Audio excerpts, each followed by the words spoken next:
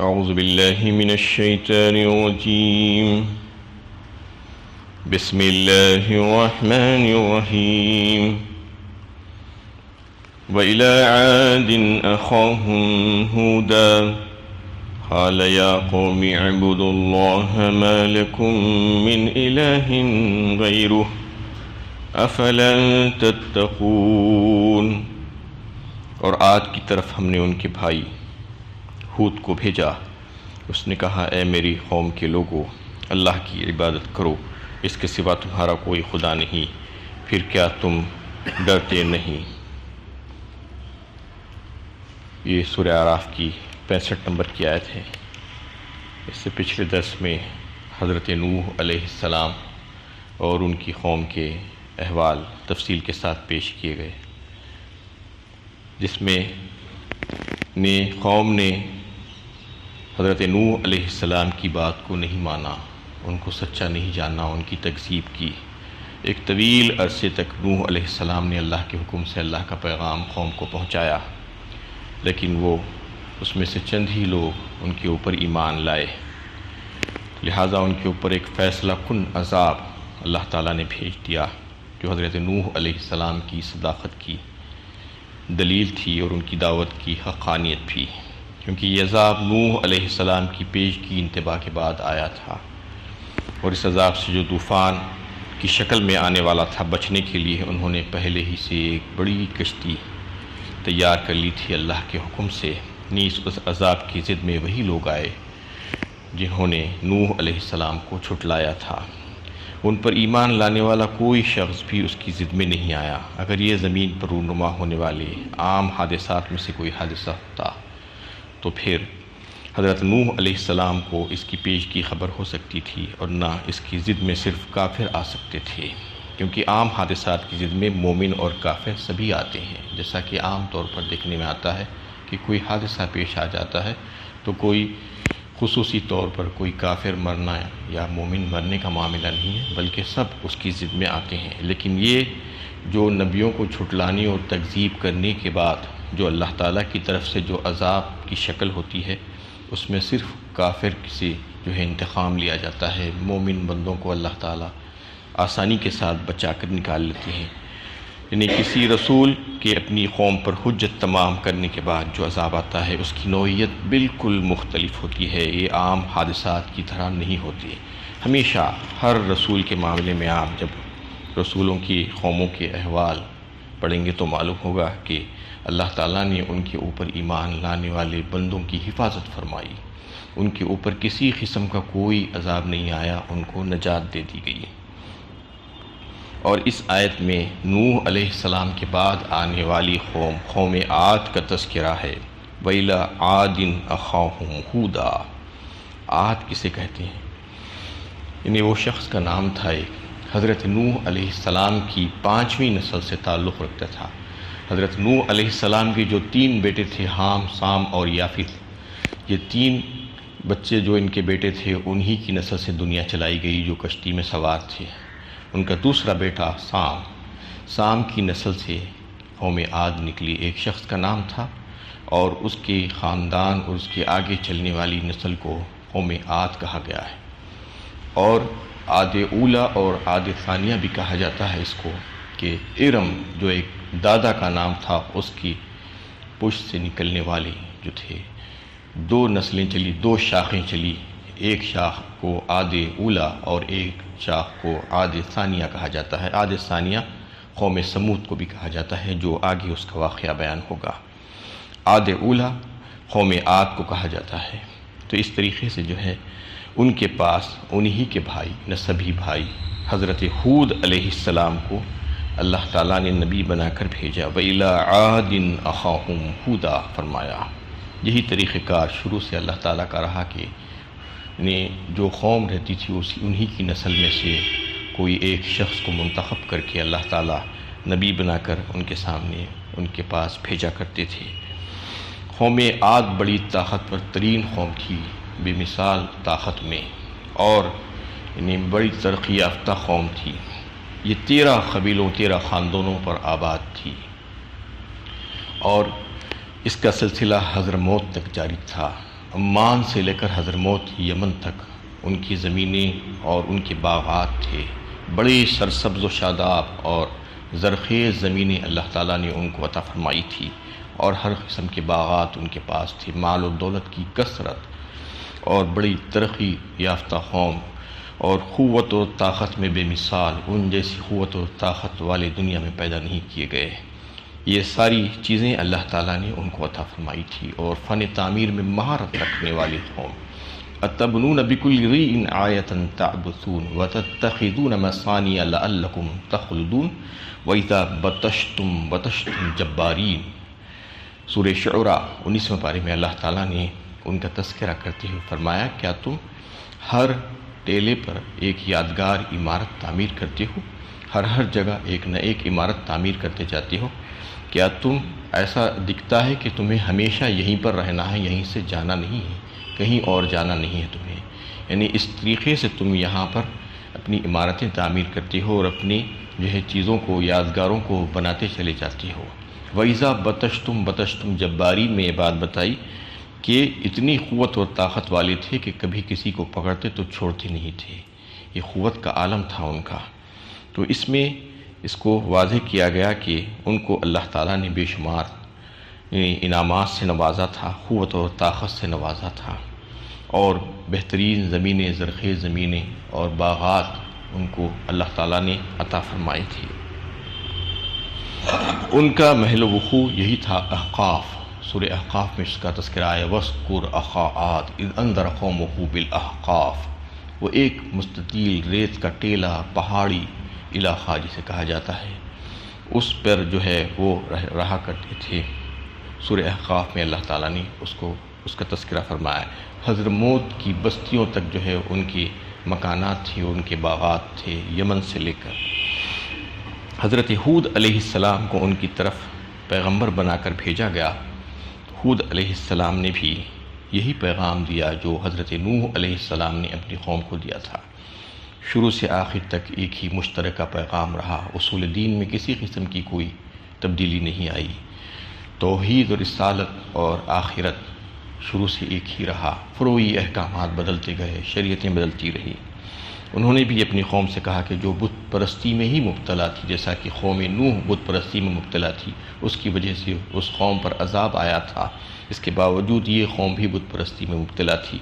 حضرت ہود علیہ السلام نے ان کو توحید کی دعوت دی اور تلقین کی، بت پرستی کو چھوڑنے کے لیے، بت پرستی سے منع کیا، اور ظلم و جور کو چھوڑ کر عدل و انصاف قائم کرنے کی تلقین فرمائی ان کو۔ قوم نے بات نہیں مانی۔ قال یا قوم اعبدوا اللہ ما لکم من الہ غیرہ افلا تتقون، فرمایا اس کے بعد ان کو ڈرایا اللہ تعالیٰ کو چھوڑ کر کسی اور کی بندگی کرنے سے روکا ان کو۔ قال الملأ الذين كفروا من قومه إنا لنراك في صفاحة وإنا لنظنك من الكاذبين۔ اس کی قوم کے سرداروں نے جنہوں نے کفر کی راہ اختیار کی تھی کہا، ہم تو دیکھتے ہیں کہ تم حماقت میں مبتلا ہو اور ہمارے خیال میں تم جھوٹے ہو۔ قوم نے بات تو نہیں مانی، اور اس کے جو بڑے بڑے دولت مند رئیس سردار تھے انہوں نے الٹا الزام لگا دیا حضرت ہود علیہ السلام پر کہ ہم تم کو بیوقوف تصور کرتے ہیں اور ہم یہ سمجھتے ہیں کہ تم جھوٹے ہو، تم یہ جو دعویٰ کر رہے ہو یہ دعویٰ تمہارا سچا نہیں ہے۔ وہ بے ایمان تھے، کافر تھے۔ حضرت ہود علیہ السلام نے ان کی ایک تکذیب اور ان کے اس الزام اور بیہودگی کو لے کر غصہ نہیں کیا اور مشتعل نہیں ہوئے، بلکہ بڑی ناصحانہ انداز میں ان کے اس الزام کا جواب دیا۔ قال یا قوم لیس بی صفاحۃ ولکنی رسول من رب العالمین۔ اس نے کہا کہ اے میری قوم کے لوگوں، میں حماقت میں مبتلا نہیں ہوں، بلکہ میں رب العالمین کا رسول ہوں، مجھے اللہ تعالیٰ نے بھیجا ہے، میں اللہ تعالیٰ کا فرستادہ اور رسول ہوں، اور اس کا پیغام پہنچانے کے لیے تم تک آیا ہوں، اور میں جو بھی بات کہہ رہا ہوں بڑی سچی بات کہہ رہا ہوں۔ ابلغکم رسالات ربی وانا لکم ناصح امین۔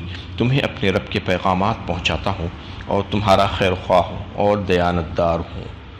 ان قوم کے سامنے انہوں نے کہا کہ میں کچھ غلط اور جھوٹ بات نہیں کہتا، اور نہ ہی مجھے جو ہے کوئی حماقت ہو گئی ہے، نہ ہی میں بدعقل ہوں، بلکہ میں تو اللہ تعالیٰ کا رسول ہوں، امانت دار ہوں، اور اللہ تعالیٰ کا پیغام جو اللہ تعالیٰ نے مجھے ذمہ داری سونپی ہے تم تک پہنچانے کی، وہ پیغام میں بلا کم و کاست تم تک پہنچا رہا ہوں، اور میں تمہارا بہی خواہ خیر خواہ ہوں، میں تم کو نصیحت کرتا ہوں۔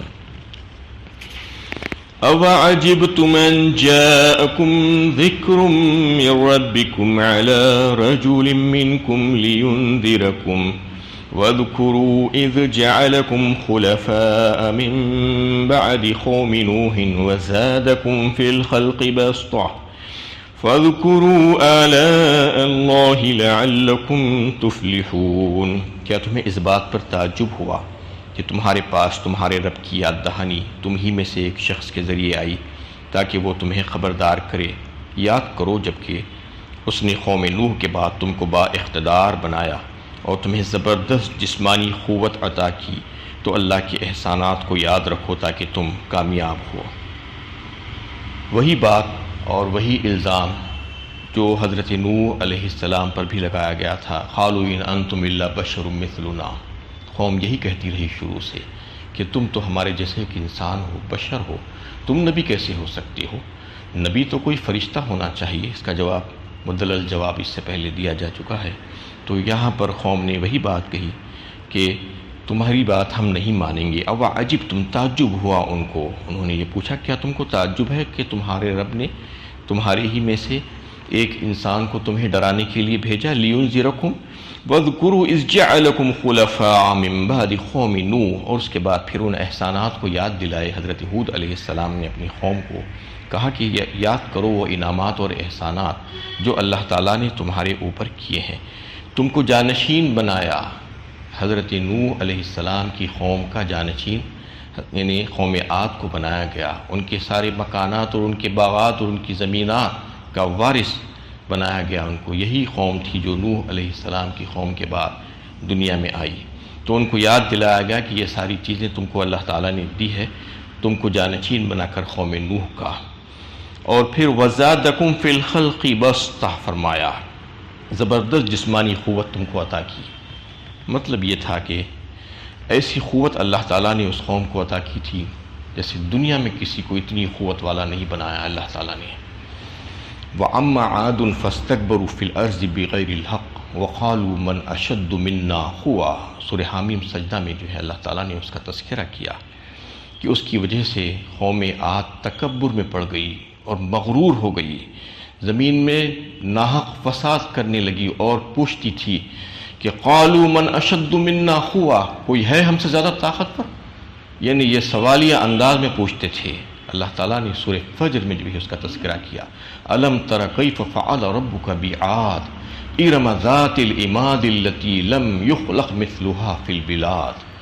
کیا تم نے نہیں دیکھا قوم عاد کے ساتھ ہم نے کیا کیا؟ الم تر کیف فعل ربک بعاد ارم ذات العماد التي، ارم ذات العماد کہا ستونوں والا، عماد کہتے ہیں ستون کو، ارم ذات العماد التي لم یخلق مثلها فی البلاد۔ اللہ تعالیٰ نے خود فرما دیا ان جیسی قوم ملکوں میں پیدا نہیں کی گئی، وہ اتنی طاقتور قوم تھی، اتنی قوت اللہ تعالیٰ نے ان کو عطا فرمائی۔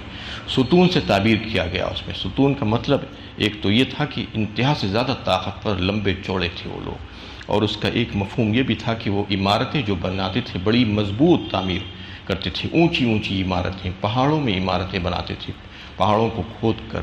تو یہ ساری جو ہے فن اللہ تعالیٰ نے ان کو عطا فرمائے تھے، اور ان کی قوت اور طاقت کے تعلق سے بتایا جاتا ہے آج جو ان کے بعد اسٹرکچرز برآمد ہو رہے ہیں، زمینات جب کھدائی ہو رہی ہے عرب کے علاقوں میں، تو تقریباً یہ بتایا جاتا ہے کہ 70-80 فیٹ ہائٹ تھی ان کی لمبائی۔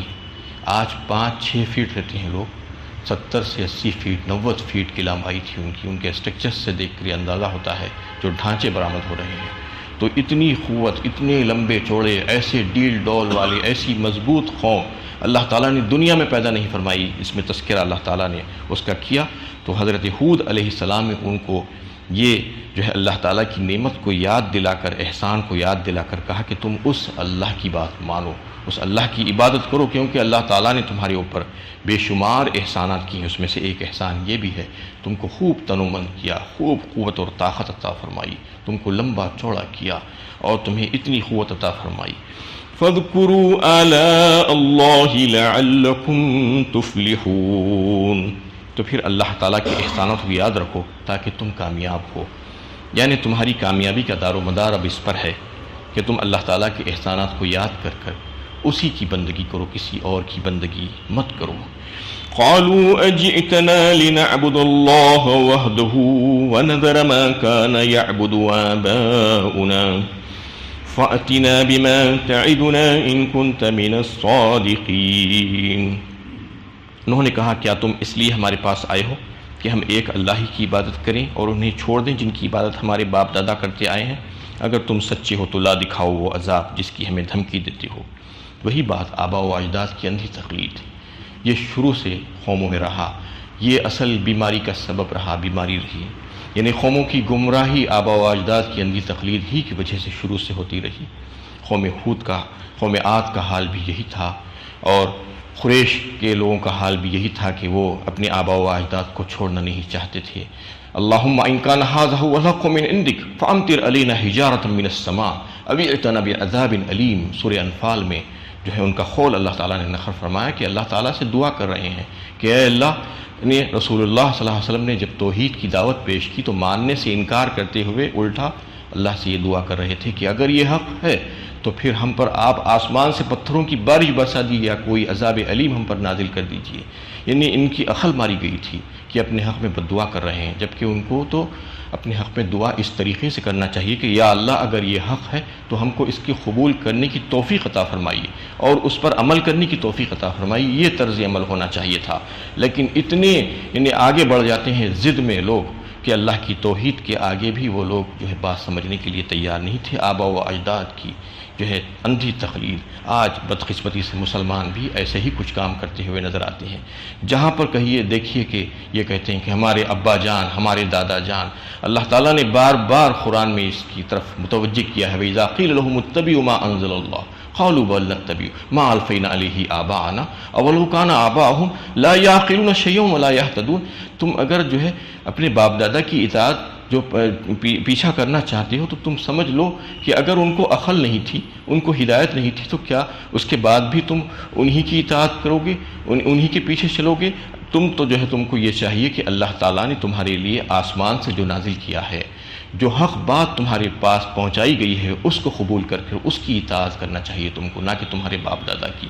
ہاں اگر تمہارے باپ دادا صحیح راستے پر تھے، ہدایت پر تھے، تو پھر ان کا راستہ جو ہے اپنایا جا سکتا ہے، ورنہ باپ دادا کی اندھی تقلید نے قوموں کو بگاڑ دیا اور ان کو گمراہ کر دیا اور ان کو تباہ و برباد کر کے ہلاک کر دیا۔ تو یہی حال قوم عاد کا بھی تھا، انہوں نے بھی ایسا ہی کیا اور کہا کہ ہم نہیں چھوڑنے والے ہمارے باپ دادا کی تقلید، ہماری باپ دادا کے رسومات کو۔